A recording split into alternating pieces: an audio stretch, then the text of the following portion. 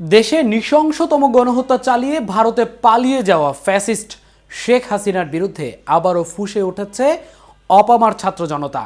দিল্লিতে বসে তার বাংলাদেশ বিরোধী অপতৎপরতার প্রতিবাদে ২৪-এর বিপ্লবী ছাত্র জনতার উদ্যোগ বুধবার রাত ৯টায় রাজধানীর ধানমন্ডি ৩২ অভিমুখে বুলডোজার মিছিলের ডাক দেওয়া হয়েছে। এমন অবস্থায় সামাজিক যোগাযোগ মাধ্যম থেকে শুরু করে রাজনৈতিক মহলে আলোচনা তুঙ্গে। কি ঘটতে যাচ্ছে আজ রাতে? এ ব্যাপারে কোনো ব্যবস্থা নিতে চলেছে প্রশাসন? বিস্তারিত থাকছে প্রতিবেদনের বাকি অংশে।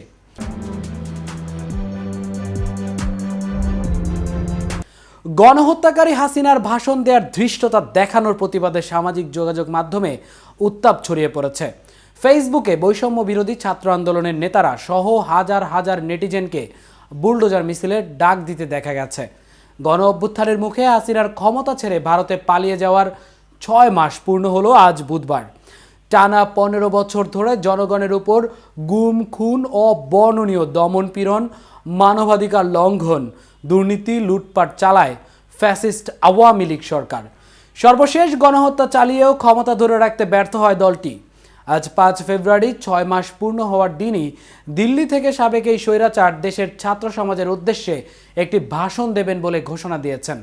আজ রাত ৯টায় দেয়া তার এই ভাষণ ঘিরে প্রতিবাদের ঝড় বইছে।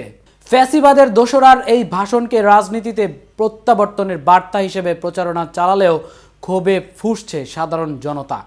জুলাই গণ অভ্যুত্থানের রক্তক্ষয়ী অধ্যায় ও ২০০০ মানুষের শাহাদাতের তাজা রক্ত না শুকাতেই নির্লজ্জভাবে ভাষণ দেওয়ার ধৃষ্টতা দেখানোর প্রশ্ন উঠেছে সর্বত্র।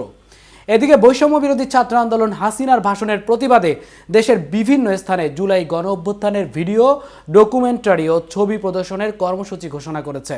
সংগঠনটির ভেরিফাইড ফেসবুক পেজে এক পোস্টে জানানো হয়, তারা ঢাকার বিভিন্ন মোড়ে, বাজার ও জনবহুল স্থানে জুলাই গণ অভ্যুত্থানের চিত্র তুলে ধরবে। একই সঙ্গে দেশের টিভি চ্যানেলগুলোতে এ বিষয়ে বিশেষ বুলেটিন প্রচারের আহ্বান জানানো হয়েছে। বিষয়টি নিয়ে বৈষম্য বিরোধী ছাত্র আন্দোলনের আহ্বায়ক হাসনাত আবদুল্লাহ ও শেখ হাসিনার ভাষণের বিষয়ে ফেসবুকে একটি পোস্ট লিখেছেন। তিনি লিখেছেন, হাসিনাকে বক্তব্য প্রকাশের সুযোগ দেওয়াকে বাংলাদেশের ফ্যাসিবাদ বিরোধী জনগণের বিরুদ্ধে ভারতের যুদ্ধ হিসেবে দেখি। অন্যদিকে হাজারো ছাত্র জনতার উপর গণহত্যা চালিয়ে দিল্লি পালিয়ে গিয়ে সেখান থেকেই শেখ হাসিনার বাংলাদেশ বিরোধী অপতৎপরতার প্রতিবাদে ২৪-এর বিপ্লবী ছাত্র জনতার উদ্যোগ আজ রাত ৯টায় ধানমন্ডি ৩২ অভিমুখে বুলডোজার মিছিল কর্মসূচির ঘোষণা দেওয়া হয়েছে।